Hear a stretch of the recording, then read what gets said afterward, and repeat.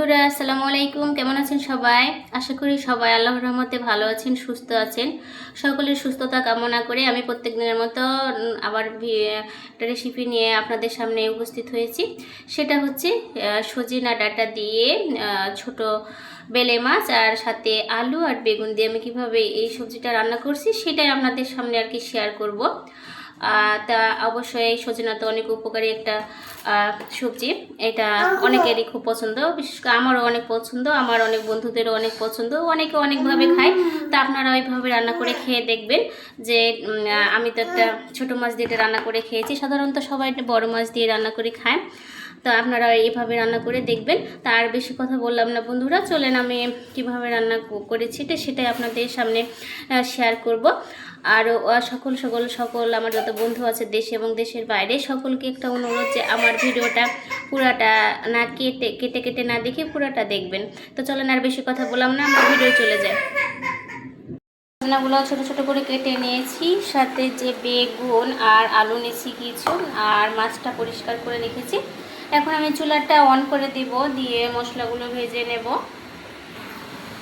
চুলাটা অন করে দিয়েছি, তেলও দিয়ে দিয়েছি। এখন আমি পেঁয়াজটা দিয়ে ভেজে নেব, আগে ব্রাউন কালার করে নেব।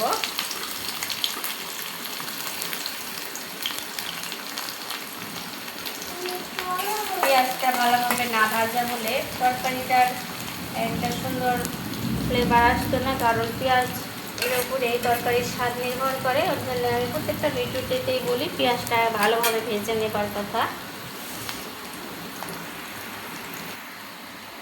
পেঁয়াজটা লাল লাল হয়ে আসছে, এখন আমি একটু পাঁচফোড়ন দিয়ে দেব, যেহেতু সজনার মধ্যে আমি সবসময় দিই একটু অন্যরকম ফ্লেভার আসার জন্য। এখন আমি সব ধরনের মশলাগুলো অ্যাড করে দেব। রসুন বাটা, জিরা বাটা, এটা একটু ভালোভাবে ভেজে নেব। একটু ভাজা হলে পরে আমি গুঁড়া মশলাগুলো দিব, কারণ একদিনটা কাঁচা কাঁচা ফ্লেভার আছে, এটা যদি ভাজি তাহলে চলে যাবে।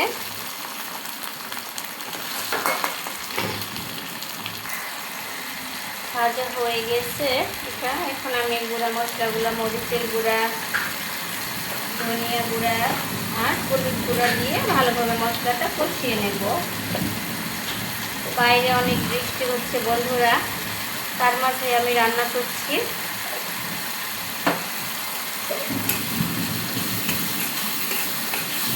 আজকে আমার বাসায় শেষ রান্না, এখন আমরা দেশে চলে যাব। মশলাটা আর একটু ভালোভাবে কষিয়ে নেব। মশলাটা কষানো হয়ে গেছে, এবার আমি মাছগুলো দিয়ে একটু কষিয়ে নেব, দিয়ে কষিয়ে নেব। ছোট মাছ, বেলে মাছ, মাছটা কষানো হয়ে গেছে বন্ধুরা। এখন আমি সব ডাঁটাগুলো আর হালকা পরিমাণ কষিয়ে নেব, যেহেতু একটু ছোটো মাছ, অত বেশি নাড়াচাড়া যাবে না।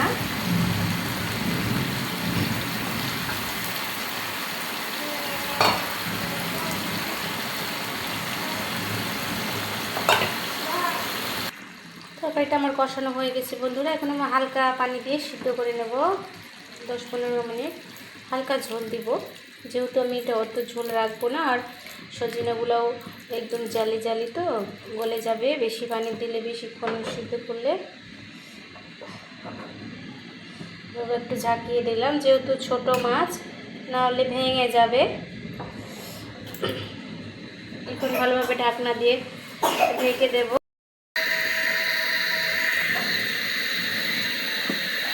রান্নাটা আমার প্রায় শেষ। এখন আমি কাঁচামরিচগুলো দিয়ে দেবো, দিয়ে 1 মিনিট আবার ঢেকে, ঢাকনা দিয়ে ঢেকে সুন্দর একটা ফ্লেভার বের হওয়ার জন্য। এখন আমি চুলাটা অফ করে দেবো বন্ধু, আমার রান্নাটা শেষ। আমি হালকা হালকা একটু রস রস রাখবো যেহেতু তরকারিটার মাঝে। এখন আমি এটা পরিবেশন করে ফেলবো। তরকারিটা আমি পরিবেশন করে ফেলেছি বন্ধুরা, দেখতেই পাচ্ছেন কেমন দেখাচ্ছে। অবশ্যই অনেক লোভনীয় দেখাচ্ছে এবং খেতে অনেক টেস্টি হবে, যেহেতু সজনা দিয়ে ছোট মাছ, আলু আর বেগুন দিয়ে রান্না করা হয়েছে রেসিপিটা। তো আমি কিভাবে রান্না করলাম তা তো অবশ্যই দেখতে পেলেন। এবং আমার রান্নাটা কেমন হলো বন্ধুরা তা অবশ্যই আমার কমেন্ট বক্সে জানাবেন। এবং সবার কাছে একটা আমার সকল বন্ধুর কাছে অনুরোধ যে আমার ভিডিওটা না কেটে পুরোটা দেখে দেখবেন। আর যদি খুবই ভালো লাগে তাহলে অবশ্যই বন্ধু আমার চ্যানেলটা সাবস্ক্রাইব করে দিবেন। আবারও সামনের দিন আমি কোনো নতুন রেসিপি নিয়ে আপনাদের সামনে উপস্থিত হব। আল্লাহ হাফেজ।